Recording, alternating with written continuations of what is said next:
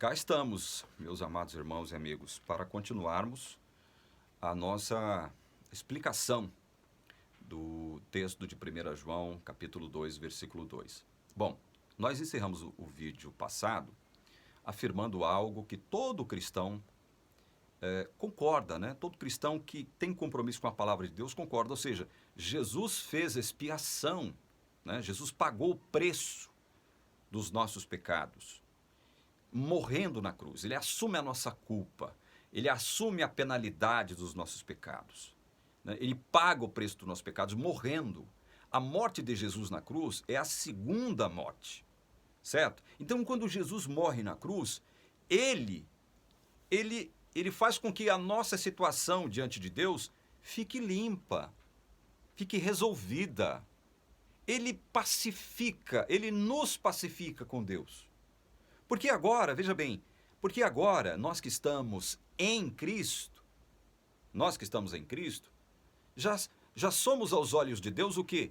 Justos. Justos. A justiça que pertence a Cristo nos pertence agora pela fé no que Cristo fez por nós. Nós cremos no que Cristo fez por nós. Então Cristo se torna a propiciação pelos nossos pecados, certo? Ele faz expiação por nós, assume a condenação em nosso lugar. É isso que João primariamente quer dizer aqui. Só que João vai mais longe e diz o seguinte, olha, falando de Cristo, ele é a propiciação pelos nossos pecados e não somente pelos nossos próprios, mas ainda pelos do mundo inteiro. Aí vem a teologia adventista e diz, está vendo como Deus não escolheu ninguém, ele não predestinou ninguém para a salvação? Por que ele não predestinou? Porque ele quer, soberanamente, que cada criatura da face da terra seja salva. Ele deseja que cada criatura da terra seja salva, né? Então, por isso ele não escolheu ninguém, ele não elegeu ninguém, ele não predestinou ninguém para a salvação. Então é isto que a teologia adventista vai dizer com base neste texto aqui. Então nós perguntamos no vídeo anterior, era isso mesmo que o apóstolo João queria dizer ao afirmar que Cristo é a propiciação pelos nossos pecados, mas não somente pelos nossos, mas pelos do mundo inteiro? Para começarmos a entender o que João afirmou aqui, vamos recorrer a João. Nada mais justo, né? Recorrermos a João para explicar João. Vamos ler o Evangelho, capítulo 11. Vamos começar a entender o texto. Evangelho de João. Abra aí a sua Bíblia comigo. Evangelho de João, capítulo 11. Nós vamos ler um trechinho. Você preste bastante atenção.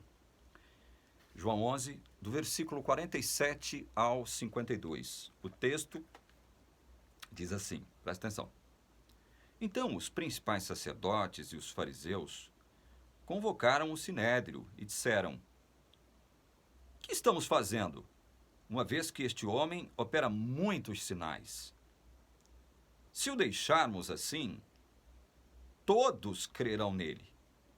Depois virão os romanos e tomarão não só o nosso lugar, mas a própria nação. Caifás, porém, um dentre eles,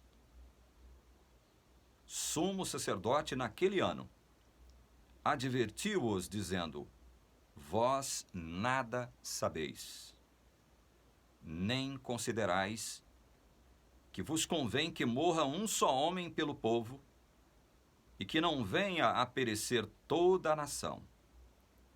Ora, aí João diz aqui, né? Ora, ele, Caifás, não disse isto de si mesmo, mas, sendo sumo sacerdote naquele ano, profetizou que Jesus estava para morrer pela nação. E não somente, presta atenção nisso aqui, e não somente pela nação. Que nação? Israel. Mas também para reunir em um só corpo os filhos de Deus que andam dispersos. Dispersos por onde, meus irmãos amados que me assistem agora? Dispersos por onde?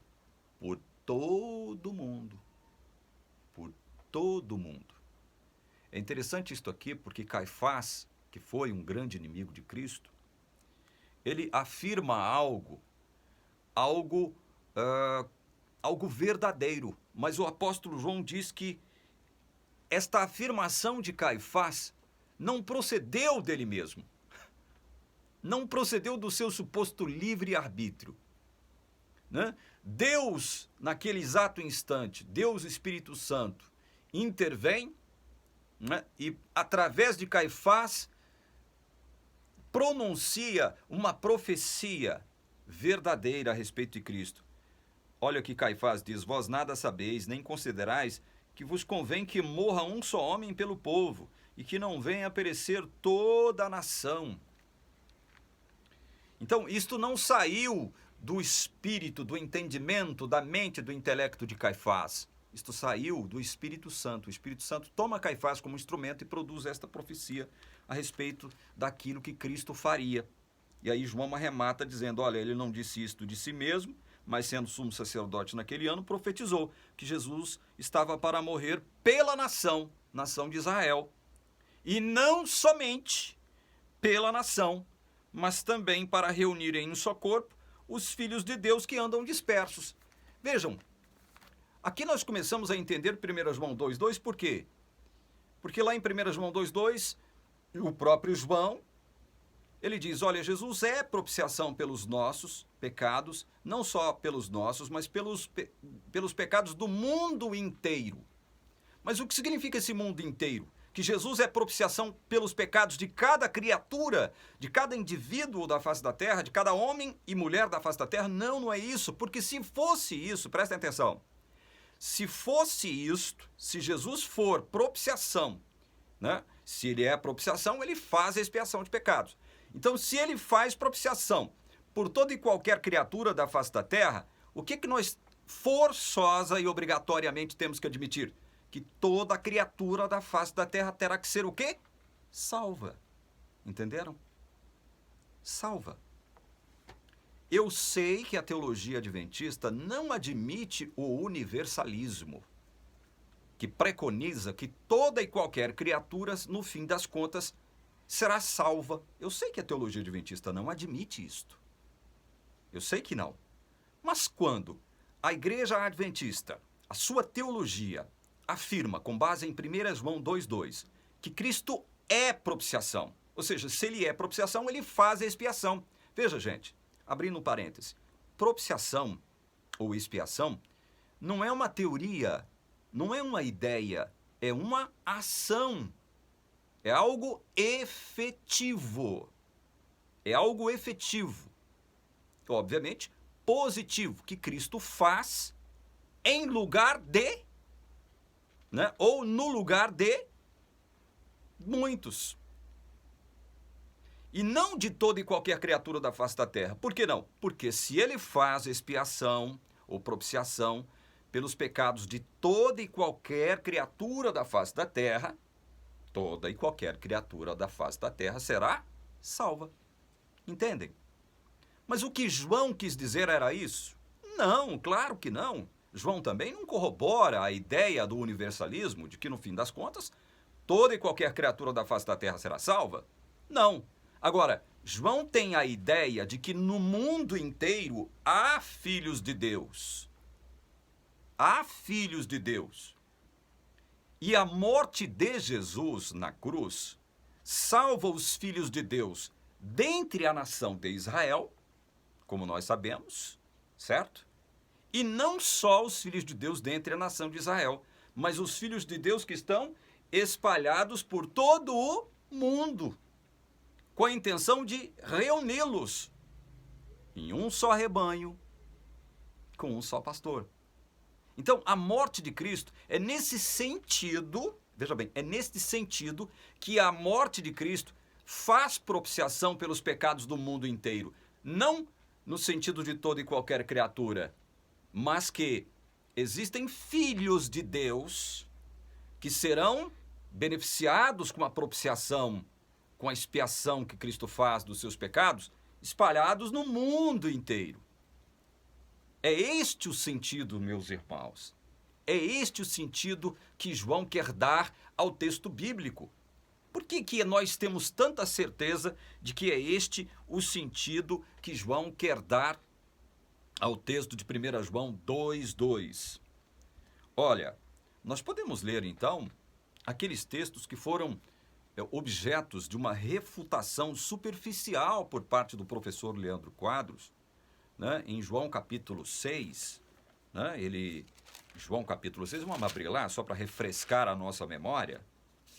Quando João, no capítulo 6, diz o seguinte, olha, verso 44, ninguém pode vir a mim se o Pai que me enviou não o trouxer, e eu o ressuscitarei no último dia. Então, quando João diz isso aqui, olha, ninguém pode ir a Jesus. O que é ir a Jesus? É crer em Jesus, meus irmãos. Ir a Jesus é crer nele. Só que João está deixando claro aqui, olha, ninguém pode vir a mim, o próprio Cristo, né? João fazendo uso das palavras de Cristo. Ninguém pode vir a mim se o Pai que me enviou não o trouxer. Ou seja, o próprio Cristo, pela pena de João, o apóstolo João, está dizendo que o seguinte, olha, ninguém pode crer em mim sem que o Pai o traga a mim, sem que o Pai faça ele crer em mim. É necessário antes que o Pai faça essa pessoa crer em mim, para que ela possa vir verdadeiramente a mim. Né? Então, João, esse mesmo João que escreveu o versículo 2 da sua primeira epístola, é esse João que está afirmando isso aqui. Se este João está afirmando, olha, que antes de uma pessoa ou criatura ou indivíduo ou um homem ou uma mulher ir a Cristo, é necessário que o Pai faça isso por ela. O Pai leve esta pessoa a Cristo e faça com que esta pessoa creia em Cristo. O que Cristo está falando é que ninguém pode, ou seja, não há poder em ninguém. Ninguém é um pronome indefinido que quer dizer nenhuma pessoa. Então, Jesus não deixa em aberto aqui essa questão. Não há nenhuma pessoa, nenhum cidadão, nenhuma criatura, nenhum indivíduo, nenhum homem, nenhuma mulher que tenha o poder de ir a Cristo por si mesmo. Entendem? Então, nem toda e qualquer criatura é objeto da propiciação e expiação de Cristo, porque senão voltamos a repetir e afirmar, toda criatura, todo indivíduo, todo homem, toda mulher teria que ser salvo ou salva. É uma obviedade o que nós estamos constatando.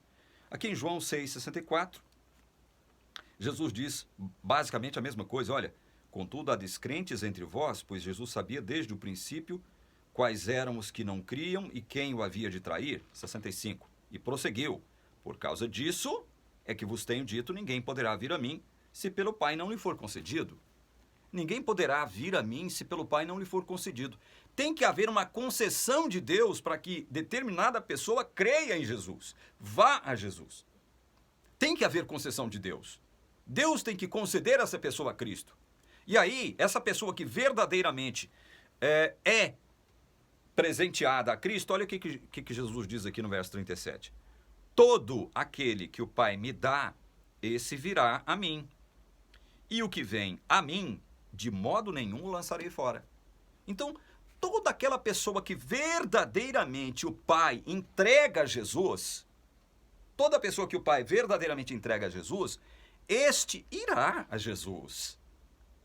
E quando este vai a Jesus, ou seja, crê verdadeiramente em Jesus, o que Jesus afirma? Bom, agora é comigo, o Pai me deu, é responsabilidade minha.